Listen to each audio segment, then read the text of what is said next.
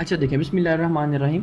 हमारे पास जो आज का टॉपिक है, सबसे पहले वो हमारे पास आता है रिप्रोडक्टिव सिस्टम में, जो सेकंड लेक्चर है उसमें हम चीज़ें डिस्कस करते हैं। सबसे पहले हमारे पास आता है ट्विन ट्विन ट्रांसफ्यूजन सिंड्रोम। अच्छा, अब ये जो हमारे पास ट्विन ट्रांसफ्यूजन सिंड्रोम, ये बेसिकली होता क्या, मैं आपको ज़रा इसके बारे में थोड़ा सा बता दूँ डिटेल से। अच्छा देखो, हम बात करते हैं कि हमारे पास इसके लिए एक टर्म हम यूज़ करते हैं, वो हम टर्म कहते हैं मोनोकैरियोनिक। अच्छा, अब हमने कल ये चीज़ डिस्कस की थी कल वाले लेक्चर में कि हमने कहा था कि हमारे पास जो मोनोकैरियोनिक है, ये क्या होता है। मोनोकैरियोनिक से पता लगता है कि मोनो कहते हैं एक को, कैरियोनिक कहते हैं प्लेसेंटा को। यानी हमारे पास एक गेस्टेशनल पीरियड में, ऐसा हमारे पास गेस्टेशनल पीरियड जिसमें आपके पास प्लेसेंटा एक होगा, ठीक है, और हमारे पास फीटस दो होंगे। अगर हमारे पास प्लेसेंटा एक हो और फीटस दो हो, हम उसे कहते हैं मोनोकैरियोनिक ट्विंस, या हम कहते हैं ट्विन सिंड्रोम। अभी ट्विन सिंड्रोम इनको कहते हैं क्यों, ये बात करते हैं। देखो, सबसे पहले तो मैं कहता हूँ कि हमारे पास ये एक फीटस है, ठीक है, और सेकंड नंबर पे हमारे पास एक ये फीटस है, और इन दोनों को जो कवर कर रहा है वो हमारे पास एक ही कर रहा है, वो है प्लेसेंटा, जिसे हम कह रहे हैं मोनोकैरियोनिक प्लेसेंटा या मोनोकैरियोनिक कह रहे हैं। अब ये जो होता है हमारे पास, यहाँ से भी हमारे पास सप्लाई आ रही है फीटस को, यहाँ से भी हमारे पास सप्लाई आ रही है फीटस को।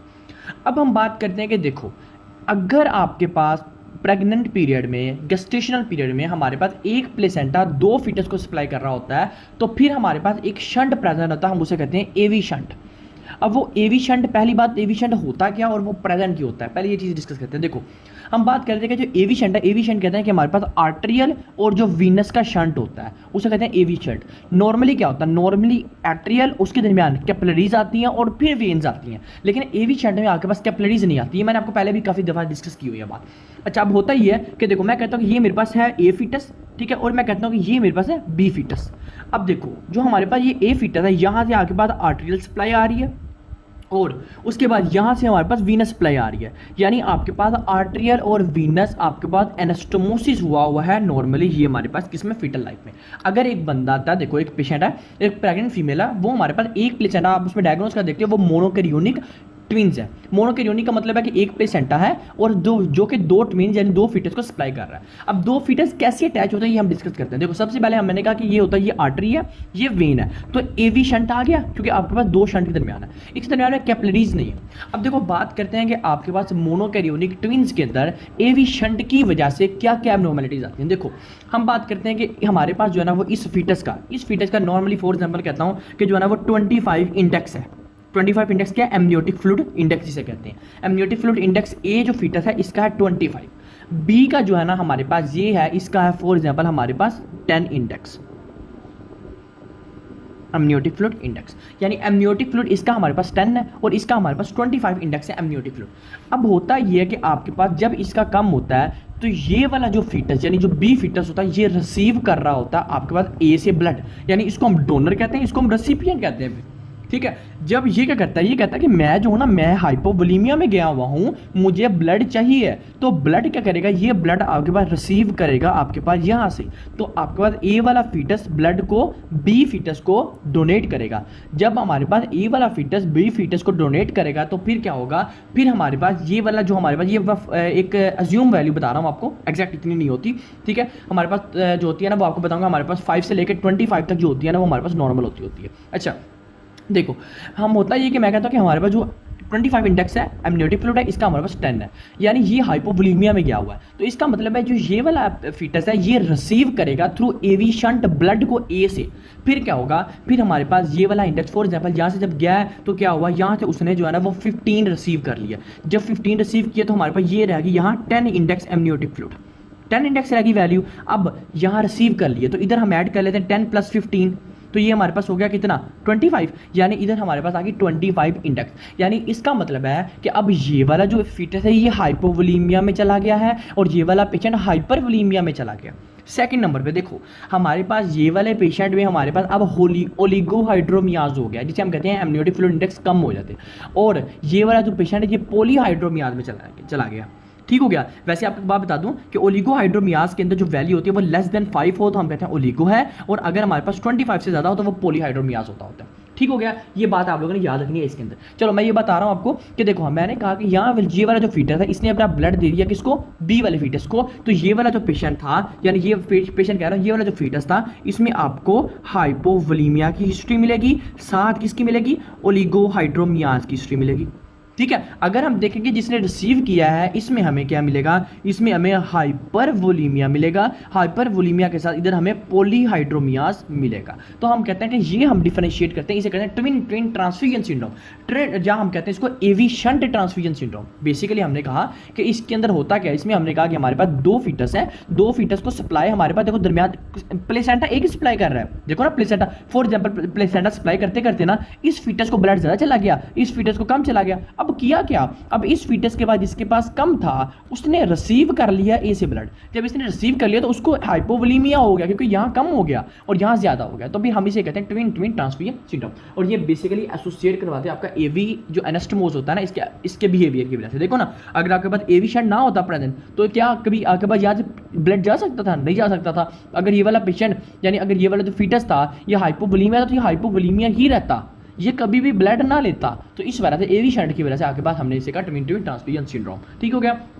अच्छा अब हम इसकी बात करते हैं कि ये वाले जो ट्विन्स होते हैं इसमें फिर मसला नहीं बन गया इस पेशेंट की ना, या हम इस फीटस की बात करते हैं कि ये जो होते हैं ना फीटस, ये एक्सचेंजमेंट इनकी चलती रहती है इस तरह, जिसकी वजह से हम कहते हैं कि ये फिजियोलॉजिकली ठीक है। लेकिन हाँ अगर हमारे पास ये ज़्यादा क्राइटेरिया हो जाए फिर हमें एक फीटस जो है वो डिस्ट्रॉय हो जाता है, एक फीटस जो है वो ज़ाया हो जाता है। ठीक है, अगर हम ज़्यादा ही हाइपोवोलीमिया चला जाए या ज़्यादा ही ओलिगोहाइड्रोमिया चला जाए तो ठीक हो गया। तो ये हमारे पास था ट्विन ट्विन ट्रांसफ्यूजन सिंड्रोम।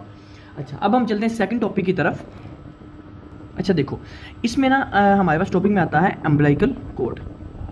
अच्छा अब ये अम्बिलिकल कॉर्ड से पहले तो ज़रा आपको थोड़ा बता दूं, देखो मैं कहता हूँ कि हमारे पास हुआ ये कि ये हमारे पास है एक प्रेग्नेंट फीमेल के अंदर जो हो रहा है। सबसे पहले हमारे पास जो है ना वो फीटस डेवलपमेंट कैसे हो रही है, हम सबसे पहले ये बार बार मैंने पढ़ाया भी आपको कि हमारे पास क्या होता है। सबसे पहले एमनियोटिक फ्लूइड, एमनियोटिक फ्लूइड के बाद क्या आया हमारे पास एंडोकार्डियल डिस्क, फिर हम कहते हैं हमारे पास एंडोकार्डिक एंड एंडोकोंडल डिस्क होती है। ठीक है, हमारे पास उसके बाद हमारे पास आती है इधर हमारे पास नीचे आती है उसे कहते हैं यॉर्क सैक, यानी ये हमारे पास आया एमनियोटिक फ्लूइड। ठीक हो गया, ये होती है हमारे पास एंडोकोंडियल डिस्क और ये हमारे पास होती है क्या यॉर्क सैक। अब ये जो एमनियोटिक फ्लूइड होता है ये हमारे पास इसकी प्रेजेंस में, इस डिस्क की प्रेजेंस में क्या करता है, दो में चेंज हो रहा होता है, एक हो रहा होता है एक्टोडर्म में चेंज, एक हो रहा होता है हमारे पास क्या हमारे पास डर्म में डर्म। ठीक हो गया। अब ये हमारे पास बेसिकली होता है, देखो हमारे पास होता है एंडोडर्म, एक्टोडर्म, हाइपोडर्म, मेसोडर्म वगैरह बनते हैं, वो आपको जो है ना वो क्लासिफिकेशन आपको पढ़ाई है किस तरह बनती है। ठीक है, इधर इतनी बड़ी डिटेल में नहीं जा रहा वापस, लेकिन क्या होता है ये हमारे पास इसकी प्रेजेंस में, सारी बात है कि एमनियोटिक फ्लूइड नहीं होगा तो हमारे पास एम्ब्रियोनल जो डिस्क है या एंडोकोंडल डिस्क कह रहा हूँ, ये हमारे पास कभी भी इसकी डेवलपमेंट नहीं करती है। हमारे पास एंडोडर्म हमारे पास आ गया, मेसोडर्म आ गया और हमारे पास हाइपोडर्म आ गया। ठीक हो गया। अच्छा अब बात करते हैं कि हमारे पास जो यॉर्क सैक होता है ये क्या बनाता है, ये हमने बात की थी कि हमारे पास आगे से फोर गट, मिड गट और हाइंड गट बना रहा होता है। अच्छा अब देखो मैं अगर आपको इधर दो स्ट्रक्चर बनाऊँ, देखो हमने पढ़ा था कि हमारे पास होता है क्या एपीब्लास्ट और हमारे पास क्या था हाइपोब्लास्ट। देखो एक बात याद रखना आपको इजीली समझ आएगी, ये जो हाइपोब्लास्ट है, ये जो हमारे पास एपीब्लास्ट है ना ये बेसिकली एमनियोटिक फ्लूइड बना रही होती है, और जो हमारे पास हाइपोब्लास्ट होती है ना ये बेसिकली यॉर्क सैक वगैरह बना रही होती है। ठीक हो गया। अब हम थोड़ी सी डेफिनेशन की तरफ चलते हैं कि हमारे पास इसमें जो है ना वो एलेंटॉइड या उरेकस क्या होता है। जो यॉर्क सैक है ना, इस यॉर्क सैक के साथ ही एक स्ट्रक्चर ऐसे ही हमारे पास बन रही होती है, इसे हम कहते हैं दिस इज कॉल्ड एलेंटॉइस। अब ये एलेंटॉइस होता क्या या उरेकस होता क्या, ठीक है। अच्छा देखो मैं कहता हूँ कि हमारे पास ना ये एक कैविटी होती है, देखो मैं कहता हूँ ये है हमारे पास अम्बिलिकल कॉर्ड। ठीक है, इस अम्बिलिकल कॉर्ड के साथ हमारे पास ऐसे ही एक ट्यूब आ रही होती है, जो कि ट्यूब हमारे पास जो है ना वो इधर ब्लैडर के साथ अटैच होती है, इधर ब्लैडर के साथ अटैच होती है। तो होता ही है कि जब आपके पास जो किडनीज होती हैं, किडनीज यानी सारी बात है किडनीज है, तो किडनीज आपके पास जब आपके पास यूरिन ब्लैडर में फेंकती है ना तो ब्लैडर से आपके पास यूरेथ्रा के थ्रू बाहर आना चाहिए। लेकिन होता ही है कि हमारे पास इस ट्यूब की मदद से, ये जिसको हम कह रहे हैं उरेकस, और urachus is a derivative of allantois. ठीक हो गया। देखो उरेकस, ये उरेकस से करता क्या, ये वाला जो आपके पास फ्लूइड होता है ना ये आपके पास यहाँ से बैक फ्लो होकर इस अम्बिलिकल कॉर्ड से बाहर निकल आता है। अभी हम इस एब्नॉर्मलिटीज को डिस्कस करते हैं।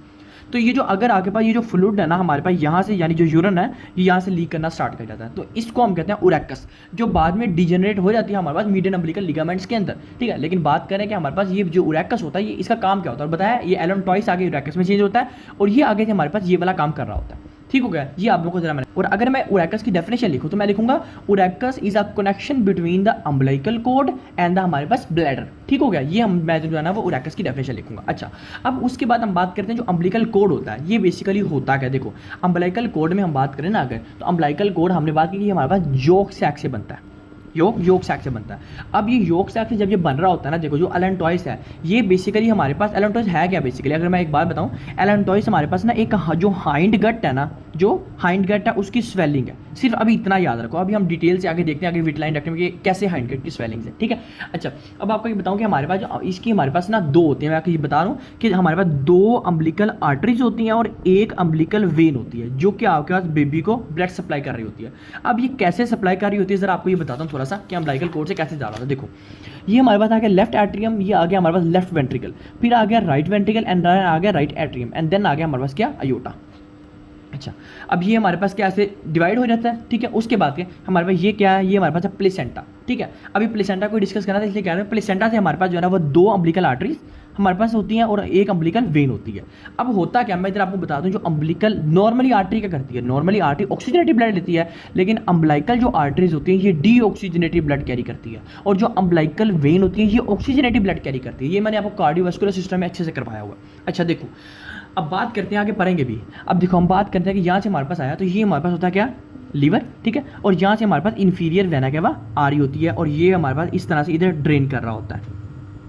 अच्छा, अब देखो हमारे पास जो है ना वो यहाँ से ब्लड आता है, सारी बात है, लेफ्ट वेंट्रिकल से आया, अयोटा से आया, यहाँ से आके बाद ट्रैवल कर रहा होता है और हमारे पास जो डीऑक्सीजनेटेड ब्लड होता है वो ज़्यादातर यहाँ से, ये हमारे पास है अम्बिलिकल आर्टरीज, तो आपके पास ज़्यादातर जो ब्लड होता है वो आपके पास प्लेसेंटा में चला जाता है, और जो प्योर ऑक्सीजनेटेड ब्लड होता है वो मदर के थ्रू अम्बिलिकल वेन में आता है, और अम्बिलिकल वेन में जाकर इधर इन्फीरियर वेना केवा के साथ कैसे अटैच होता है देखना, हमारे पास जाता है, ठीक है, और हमारे पास लीवर में, लीवर को बाईपास करते हुए ये चला जाता है इन्फीरियर वेना केवा के थ्रू राइट एट्रियम के अंदर। ये बेसिकली कार्डियोवास्कुलर सिस्टम में बड़े डिटेल है, लेकिन इधर मैं थोड़ा सा आपको समझाना चाह रहा हूँ कि ऐसे सिस्टम चल रहा होता है, ठीक है, बाईपास करते हुए चला जाता है इधर, फिर यहाँ से हमारे पास क्या, राइट एट्रियम से ब्लड जाता है राइट वेंट्रिकल में, और फिर राइट वेंट्रिकल से ब्लड जाता है हमारे पास इधर क्या होती है हमारे पास पल्मोनरी आर्टरी, तो हमारे पास पल्मोनरी आर्टरी भी डीऑक्सीजनेटेड ब्लड लेके, लंग्स तो तब बने नहीं होते, तो फिर क्या होता है, ये जो पल्मोनरी आर्टरी होती है ये आपके पास ऐसे एबनॉर्मल कनेक्शन के साथ अटैच होती है अयोटा के साथ, तो इसे हम कहते हैं पेटेंट डक्टस आर्टरियोसिस,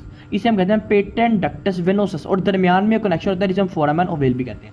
मैं आपको बार बार बताऊं कि आपको इसको भी इतनी डिटेल से जाने की जरूरत नहीं है, हाँ कार्डियोवास्कुलर सिस्टम हो तो फिर इसको फुल डिटेल से पढ़ो, लेकिन अभी मैं आपको बताना चाह रहा हूँ कि आपके पास दो अम्बिलिकल आर्टरीज होती है, दो अम्बिलिकल वेन होती है। सिर्फ मैंने आपको ये चीज़ इधर बताई है, थोड़ा सा आपको स्ट्रक्चर समझाया बस कि होता क्या, ठीक हो गया, अम्बिलिकल वेन होती है, अम्बिलिकल आर्टरीज होती है। अच्छा, अब बेसिकली हमारे पास ना ये हमारे पास कुछ स्ट्रक्चर्स थे।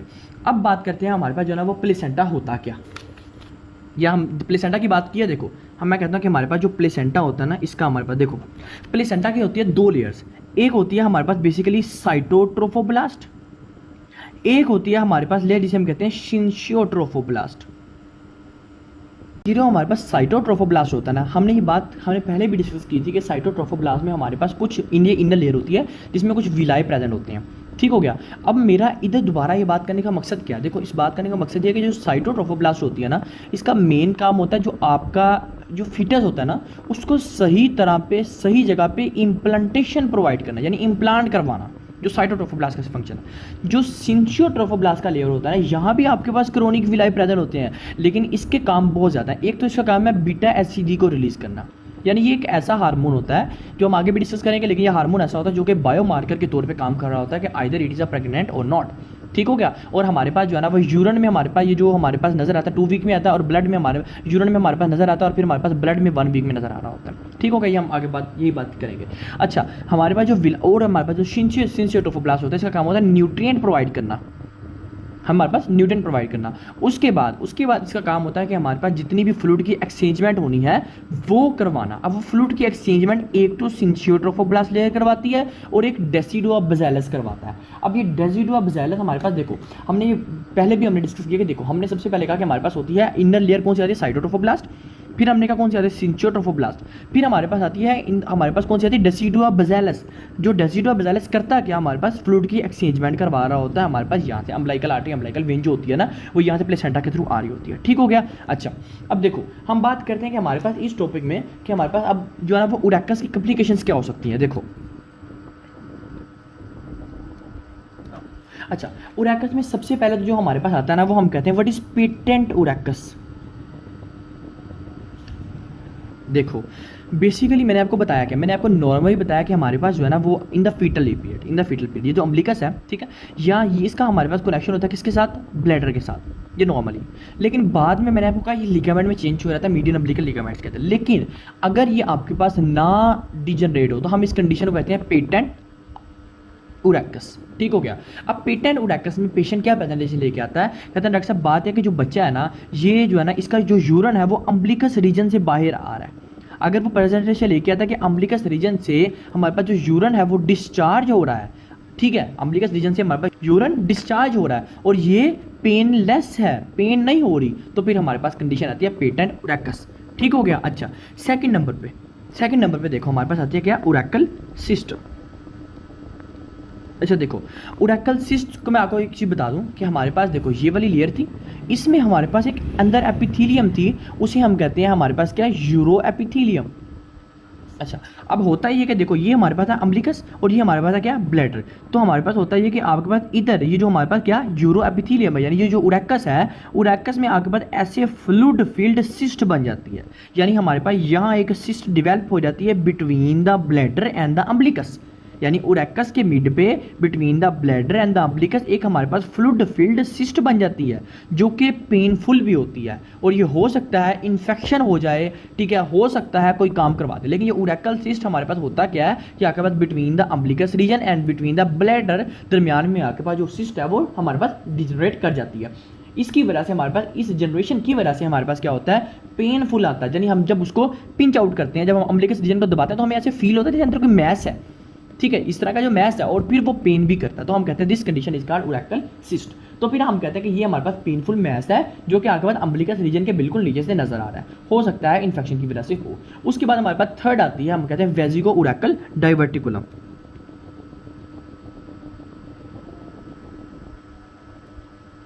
अच्छा, अब ये वेजिको उरेकल डाइवर्टिकुलम देखो, होता ये था कि ये जो है ना, ये हमारे पास क्या, ऊपर से डीजनरेट हो गई है, यानी ऊपर से वो जो हमारे पास उरेकस था ना, वो ऊपर से चेंज हो गया लिगामेंट के अंदर, लेकिन आपके पास ब्लैडर की आउट पोचिंग नज़र आ रही है इसके अंदर, यानी हम कहते हैं कि आपके पास यहाँ हम कहते हैं, हम इसके लिए एक वर्ड यूज़ करते हैं स्लाइटली डीजनरेशन, यानी हमारे पास यहाँ थोड़ी सी डीजनरेशन हो गई है, लेकिन ये जो ब्लैडर है, इस ब्लैडर में आपके पास आउट पोचिंग नज़र आ रही है, तो हम इसे कहते हैं दिस इज कॉल्ड वेजिको उरेकल। वेजिको कहते हैं ब्लैडर को, उरेकल कहते हैं हमारे पास उरेकस में रीजन में आपके पास डाइवर्टिकुलम बन गया। वो ऐसे बना कि आपके पास जो है ना, वो ये वाली जो लेयर है, ठीक है, हमारे पास वो पेनिट्रेट कर गया ऊपर की तरफ, यानी जो उरेकल है वो सही तरह से गायब नहीं हुआ। जब गायब नहीं हुआ, फिर उसने हमारे पास थोड़ा सा पंच आउट करके हमारे पास जो ब्लैडर है उसकी कवरिंग को ऊपर की तरफ ले गया, तो हम इसे कहते हैं वेजिको उरेकल, हमारे पास डाइवर्टिकुलम। अच्छा, अब बेसिकली बात करते हैं हमारे पास जो डाइवर्टिकुलम का वर्ड क्यों यूज़ करते हैं। देखो, डाइवर्टिकुलम का मतलब होता है कि आपके पास जो कोई भी लेयर है ना, ठीक है, कोई भी जो हमने ये चीज़ डिस्कस की थी जीआईटी में, जब देखो डाइवर्टिकुलम का मतलब है कोई भी लेयर है ना, वो आपके पास अपनी जगह से हट के वो कहीं और जगह पे शिफ्ट हो गई, इसे कहते हैं डाइवर्टिकुलम। ठीक हो गया। आज देखो, अब बात है कि हमारे पास ये जो तीन कंडीशन हमने पढ़ी है उरेकस की, विटिलाइन डक्ट कह रहा हूँ, उरेकस की हमने जो पढ़ी है या एलेंट्राइस की पढ़ी है, ये क्यों, देखो हो सकता है ये जो है ये इन्फेक्शन करवा सकती है, ठीक है, उसके बाद ये कैंसर करवा सकती है जिसे आप कहते हो एडिनोकार्सिनोमा, यानी अगर ये परसिस्ट रहे अम्बिलिकस रीजन से आता रहे, फिर हम क्या ट्रीट करते हैं, हम सर्जिकली ठीक करते हैं, लेकिन अगर ना ठीक करें तो फिर ये एडिनोकार्सिनोमा के अंदर ये पेनिट्रेट कर सकता है, चेंज हो सकता है। ठीक हो गया। तो ये था हमारे पास ये वाला टॉपिक। अच्छा, अब हम चलते हैं उसके बाद हमारे पास टॉपिक आता है व्हाट इज विटिलाइन डक्ट।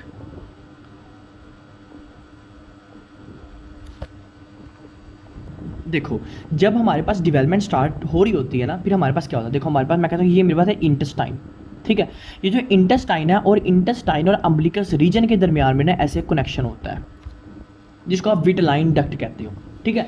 अब ये जो विटिलाइन डक्ट होती है, यानी हम कहते हैं यॉर्क सैक और हमारे पास मिड गट के दरमियान में कनेक्शन होता है। अगर हम वर्ड यूज़ करें, हम कहते हैं कि हमारे पास मिड गट और क्या अम्बिलिकस रीजन के दरमियान में कनेक्शन होता है, जिसे हम विटिलाइन डक्ट कहते हैं। अच्छा, अब ये क्या होता है, अब ये हमारे पास होता है कि यहाँ से सारी बातें, यहाँ से सारी की सारी जो हमारे पास है वो फूड मटीरियल डाइजेस्ट हुआ है, यानी अगर आगे पास एक पेशेंट प्रेजेंटेशन लेके आता है कि जो हमारे पास बेबी है वो हमारे पास जो है ना वो फीटस जो फीसिस है, यानी जो मैकोनियम है, मैकोनियम कहते हैं फर्स्ट स्टूल को, यानी हमारे पास जो मैकोनियम है वो उसका जो है ना वो निकल रहा है किसका, अम्बिलिकस रीजन, तो हम कहते हैं this is called patent vitelline duct. जैसे हमने पेटेंट उरेकस पढ़ा था, यानी इसका मतलब है ये जो विटिलाइन डक्ट है ये परसिस्ट नहीं रहनी चाहिए, ये खत्म कर देनी चाहिए, लेकिन अगर परसिस्ट रहती है तो फिर हम उसके लिए वर्ड यूज करते हैं क्या, पेटेंट विटिलाइन डक्ट। तो पेटेंट विटिलाइन डक्ट में ये भी पेनफुल पेनलेस कंडीशन है, लेकिन हाँ ये बात है कि आपके पास जो मैकोनियम है ये अम्बिलिकस रीजन से आपको बाहर दिखता हुआ आता हुआ दिखाई देगा। ठीक हो गया। अब हमारे पास जो सेकंड कंडीशन आती है, पहले हमने कहा हमारे पास पेटेंट विटिलाइन डक्ट आ गई, सेकंड कंडीशन जो हमारे पास आती है ना उसको हम कहते हैं, हमारे पास आई है क्या, विटिलाइन डक्ट सिस्ट।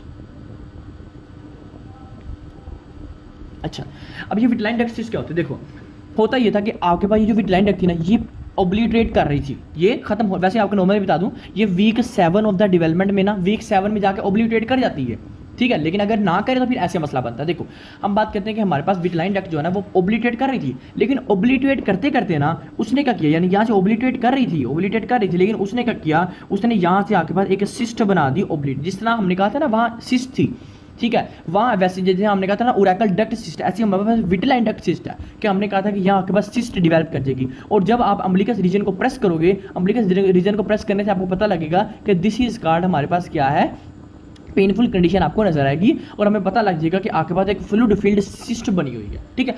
अब देखो, अब हम डायग्नोज कैसे करेंगे कि ओरेकल सिस्ट है या विटलाइन सिस्ट है? हमें ये ऐसे पता लगेगा, हम एक तो पेनफुल कंडीशन चेक करेंगे, और हम हिस्ट्री लेंगे, पूछेंगे कि देखो अगर पेनफुल कंडीशन है, आप इसको दबा रहे हो, आप अम्बिलिकस रीजन को प्रेस कर रहे हो, अम्बिलिकस रीजन को प्रेस करने से अगर तो आपके पास, देखो आप इसको अम्बिलिकस रीजन को प्रेस करोगे, क्या होगा, आपके पास ये जो फूड मटेरियल होगा, यानी जो गट होगी, ये भी कंप्रेस करेगी, और जब डक्ट हमारे पास ये जो गट है, जब ये कंप्रेस करेगी तो जारी बात है हमारे पास जो फीसिस होगी वो भी ट्रैवल नहीं कर पाएगा सही तरह से, यानी हमारे पास यहाँ से तंग हो जाएगा, रास्ता नैरो हो जाएगा, जिसकी वजह से यहाँ से ट्रैवल नहीं हो पाएगी। तो अगर वो कहे कि आपके पास इसको प्रेस करने से हिस्ट्री ये आती है कि आपके पास स्टूल पास करने में प्रॉब्लम होती है, तो हम कहते हैं दिस इज कॉल्ड विटलाइन, और अगर इसको कंप्रेस करने में हमारे पास क्या यूरिन पास करने में मसला बने तो हम कहते हैं ओरेकल डक्ट सिस्ट। समझ आ रही? तो हम ये बात करते हैं इसके, लेकिन हम बात करें जो विटलाइन डक्ट सिस्ट होती है ना, ये वल्वुलस के साथ एसोसिएट करवाती है। What is volvulus? What is volvulus? होता ये कि देखो, हम बात करते हैं कि ये मेरे पास है जीआईटी के, मैं एक जो गट है ना उसको मैंने ज़रा बिगर बनाया, तो इसे कहते हैं basically this is called haustrations, this is called haustration. कोई भी कहे होस्ट्रेशंस क्या होती है, तो आपने कहना होस्ट्रेशन ऐसा हमारे पास इंटेस्टाइन की कवरिंग होती है, यानी इस तरह की बनाई होती है जो कि आपके पास फूड मटेरियल को आगे पास करवाती है, पास आउट करवाती है कि फूड मटेरियल आगे जाए, ठीक है। अब होता ही है कि देखो आपके पास जब वल्वुलस की कंडीशन आती है तो क्या होता है, हमारे पास जो है ना, ये हमारे पास जो होस्ट्रेशंस होती हैं, ये जो होस्ट्रेशन होती है, ये एक दूसरे के ऊपर इस तरह से इन्वेल्प हो जाती है। जब ये एक दूसरे से इन्वेल्प हो जाती है तो जारी बात है फूड मटेरियल आगे नहीं हो पाएगा, तो दिस कंडीशन इज कॉल्ड वल्वुलस। हम ये भी जीआईटी में डिस्कस करेंगे, ठीक है। लेकिन वल्वुलस हमारे पास होता क्या, ठीक है। तो हमने बात की कि वल्वुलस हमारे पास जो है ना वो ये कंडीशन आती है, तो ये हमारे पास जो विटलाइन डक्ट होती है ये वल्वुलस के साथ एसोसिएट करवाती है, क्योंकि सिस्ट बनी है। जब सिस्ट बनी है तो इसका मतलब है, हो सकता है ये जो गट है ये एक दूसरे के ऊपर से कंप्रेस कर जाए, इन्वेलप हो जाए, तो हम कहते हैं देखो इस तरह से इन्वेलप हो जाए, हमने ये कहा था ये सिस्ट है, ठीक है, ये सिस्ट है, और हमारे पास क्या होता है, ये जो एक दूसरे के ऊपर जो सिस्ट थी इस तरह से इन्वेलप होती है, तो हम कहते हैं फिर हमारे पास दिस इज कॉल्ड वल्वुलस। तो vitelline duct cyst is mainly associated with volvulus and increase the risk for volvulus, ठीक हो गया। अब थर्ड नंबर पे हमारे पास एक कंडीशन आती है, व्हाट इज मैकल डाइवर्टिकुलम।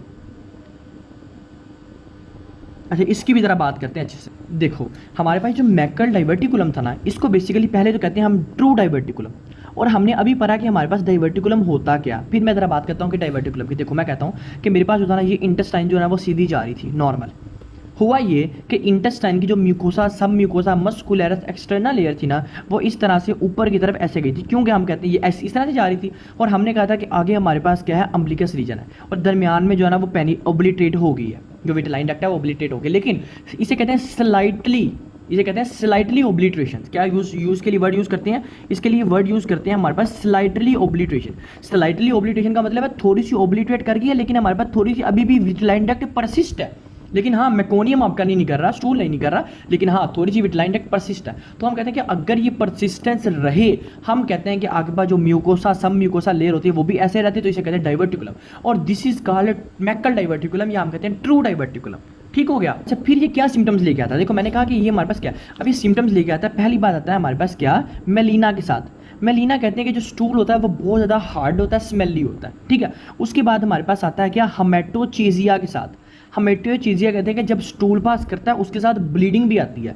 उसके साथ आता है हमारे पास क्या, राइट लोअर क्वाड्रेंट पेन के साथ। तो आप लोगों ने तीन का ट्राइड याद रखना, एक मेलिना, एक हमारे पास क्या, हमारे पास हेमेटोचेजिया, एक हमारे पास आता है राइट लोअर क्वाड्रेंट पेन। तो ये आपने तीन का ट्राइड याद रखना इन द मैकल डाइवर्टिकुलम। और हमने कहा डाइवर्टिकुलम होता क्या, ये हमारे पास स्लाइट पोचिंग हो जाती है, ओब्लिटेशन होती है, इसे हम ट्रू डाइवर्टिकुलम भी कहते हैं। हमारे पास तीन सिम्टम यहाँ आपके पास नजर आते होते हैं। अच्छा, फिर हम कैसे इसको डायग्नोज करते हैं, बेसिकली हम इसको कहते हैं 99 मिलीएम टेक्नीशियम पेनिट्रेशन, हम इसके थ्रू इसको डायग्नोज करते हैं। अगर कहीं भी लिखा हो कि आपको मेलिना मिला, आपको मेटोचेजिया मिला, आपको राइट लोअर क्वाड्रेंट पेन मिला है, और आपने 99 टेक्नीशियम पेनिट्रेशन के थ्रू चेक किया, आपको पॉजिटिव रिस्पॉन्स मिला है, तो हम कहें यानी आपको ये पॉजिटिव मिला है, तो हम दिस कंडीशन को 100% डायग्नोज करेंगे, this is called Maikal diverticulum, ठीक हो गया। और हम बात करते हैं कि ये हमारे पास मैकल डाइवर्टिकुलम का ही कहते हैं, और इसको क्यों कहते हैं, इसका दूसरा नाम होता है मैकल स्कैन।